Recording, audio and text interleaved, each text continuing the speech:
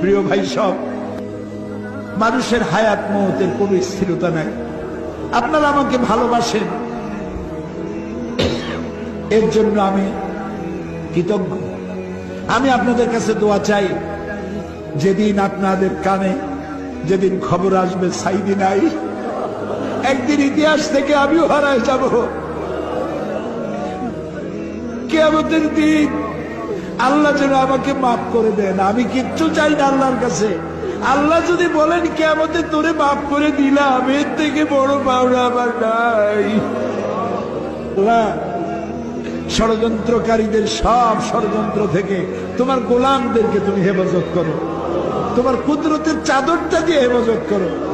আল্লাহুম্মা লা তারুদ্দানা খাইবিন। আল্লাহ, যা বলতে পারলাম না তা তুমি নিশ্চয়ই বোঝো। আল্লাহ, একেবারে খালি হাতে ফেরত দিও না। আল্লাহুম্মা লা তারুদ্দানা খাইবিন, একেবারে কিছু না দিয়া খালি হাতে এতগুলা মানুষকে তুমি ফেরত দিতে পারো না, পারো না, পারো না। তুমি গফুর, গফফার, ওদুদ, সাত্তার। আবার কবে দেখা হবে আমি জানি না, তবে একটা দাবি করে যাব, আমি সাইদি আল্লাহর এক নগণ্য গোলাম।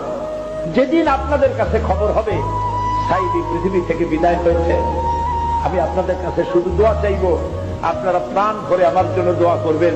আল্লাহ রাব্বুল আলামিন কিয়ামত